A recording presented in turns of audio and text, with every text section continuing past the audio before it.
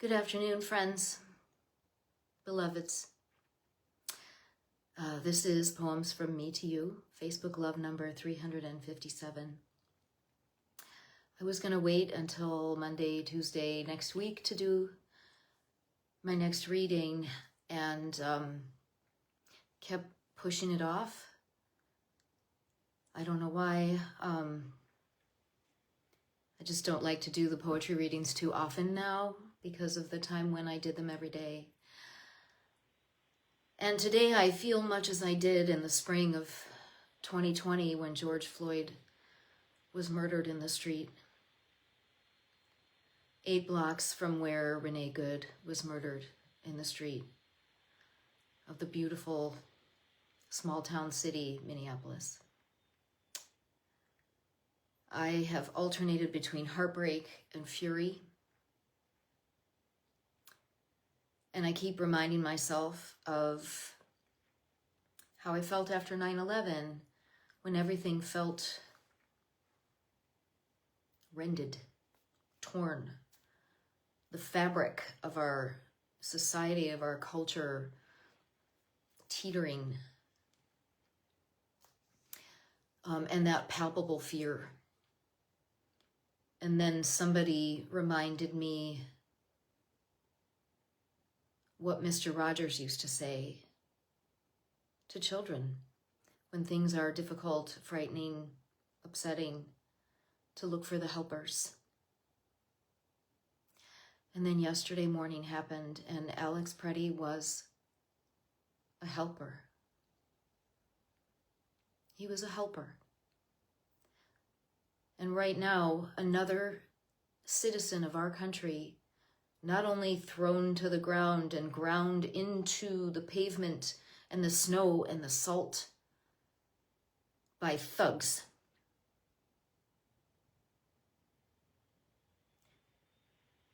They executed him in the street.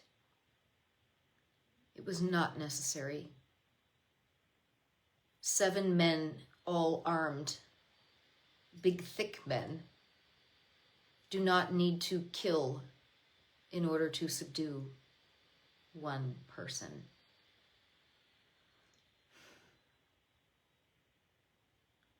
This isn't political. This is right and wrong. I am sometimes political when I do my readings, but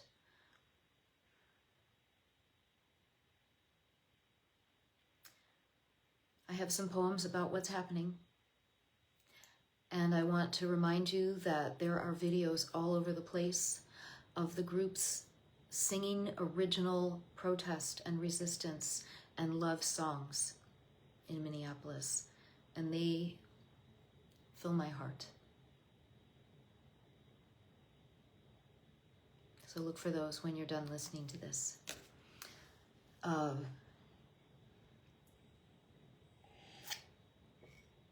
want to let them speak for themselves, but sometimes I start talking about the poems anyway. So a couple of these come from a Facebook page. I think it's called Moms Who Write, and most of these pieces are unsigned, so I'm not sure if the administrator wrote these or if somebody who contributes did. My apologies. If I find the names of the writers, I will add them in the comments later. We lived happily during the war. And when they bombed other people's houses, we protested, but not enough. We opposed them, but not enough. I was in my bed, around my bed. America was falling, invisible house by invisible house by invisible house. I took a chair outside and watched the sun. In the 6th month of a disastrous reign in the house of money, in the street of money, in the city of money, in the country of money, our great country of money, we, forgive us, lived happily during the war.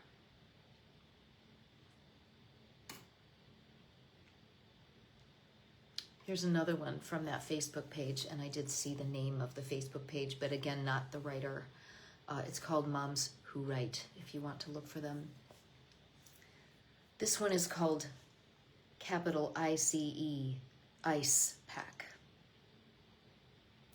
Today I packed one juice box, one banana, one note that says, I love you.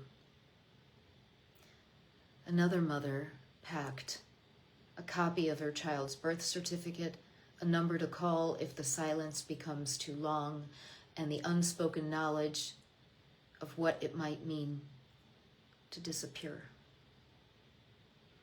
Notice how the possibility of joy never begins with fear. How many times can we say, these are the days? With our own children, while another mother's world is quietly undone.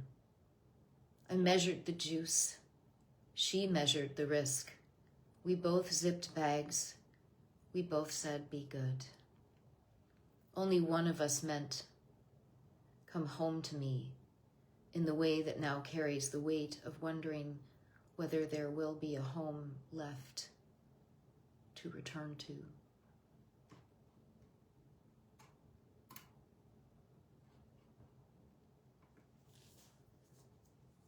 That little 5-year-old Liam is in Texas in a family detention center with his father.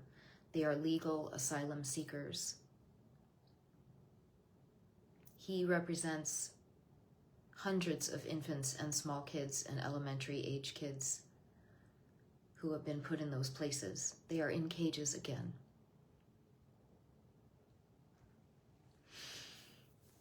Amanda Gorman, our youth poet laureate, wrote a piece for Alex Jeffrey Pretti yesterday titled, For Alex Jeffrey Pretti, Murdered by ICE, January 24th, 2026. We wake with no words, just woe and wound. Our own country shooting us in the back is not just brutality. It's jarring betrayal, not enforcement, but execution. A message, love your people and you will die. Yet our greatest threat isn't the outsiders among us, but those among us who never look within.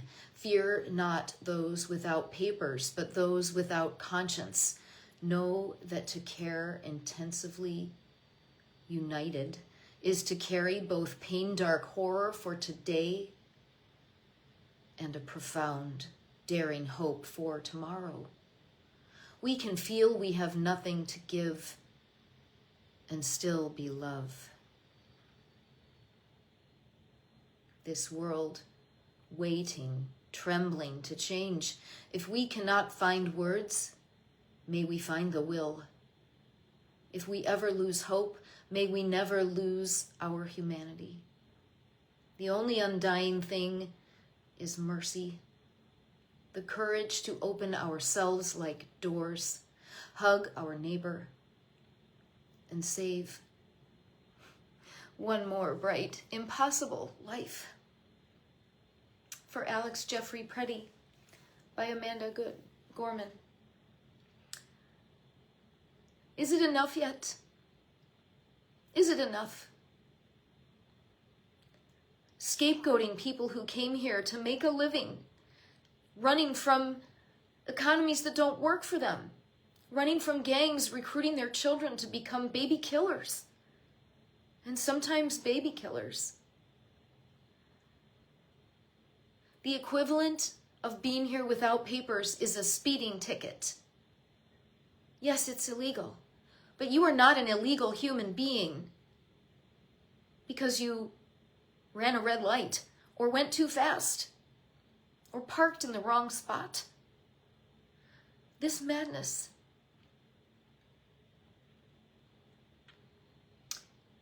I have one more poem for you. By our beloved Andrea Gibson, who left us last July.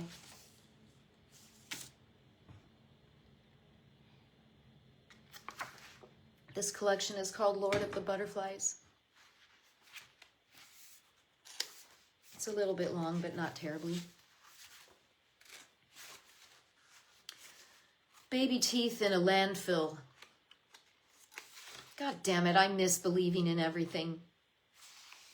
Who wants a universe where things are what they are? The sun doesn't actually rise, the scientist says. The earth is just rotating on its axis. Your baby teeth are in a landfill next to your brother's shitty diapers. Santa Claus loves the rich way more than the poor. The other day I watched a pickup truck swerve to hit a squirrel. Last month, my favorite musician quit music because the crowd requested his most famous song. Why am I here with all these rocks in Virginia Woolf's pocket? When are the shooting stars gonna aim for that orange guy's head? Can I get arrested for saying that? Does he identify as orange guy? Good thing I'm here, Googling how to make prison mascara for my baby sister. I used to plant flowers in New Orleans. One day my molar crumbled out of my mouth and I said, "Look how much sweetness I have known." Nobody finger paints anymore. Nobody makes crowns out of paper bags. Where did the days of playing saxophone in the pep band during halftime of my own basketball games go? What happened to sweating all over the keys, then running back to the court, where every shitty call was still somebody whistling at me? What happened? I used to be somebody who smoked opium by accident, who huffed gasoline and sang Mariah Carey to the seagulls, who wrapped a boa constrictor around my neck just for the photo. Once I got proposed to, just hours after leaving the psych ward. Where did the romance go? I think I might be trapped in a miserable person's body. There is a world in which all the bad things that happened didn't really happen. And this is not that world. This is a life without sunrise. This is the shitty earth on its shitty axis. This is the best advice for insomnia anyone has ever given me. Try to stay awake. So I try to hate this world. And then I wait.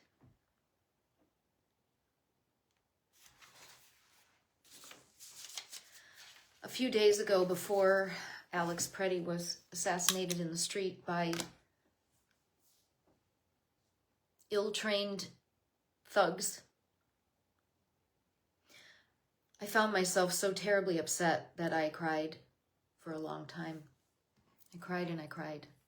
And I'm not really one who gives in to tears for long. Tears come easily.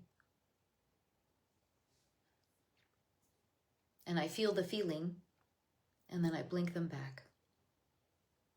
And I get on with it. And when I'm done here, I'm going to get on with it. I have things to do. Life is happening. But in that moment of really crying, I noticed something. I have not let myself feel all the way how terrible it feels when something sad, unjust, awful happens. I noticed something very different when I was sobbing. The crying actually hurt. My body ached while I was crying. My ribs felt like they were breaking. The muscles in my face and my skull were so tight, it gave me a headache that lasted all day. And when I finally stopped and I started to feel a little better, I felt again all the spirits around me, the loving, eternal consciousness. And it lifted me out of the momentary pain at the same time that it told me that I have to feel it. So I beg you, to feel this. Is it enough yet? Is it enough? There are so much more of us than there are of these hateful people trying to make other people scapegoats. You know they're coming for women next. You know they're going to smash down people that don't have exactly the right kind of Christianity that they have. You know what they're going to keep doing if we don't stop them.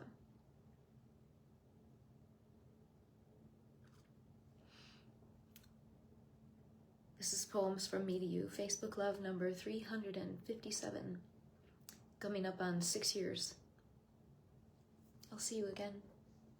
Thank you.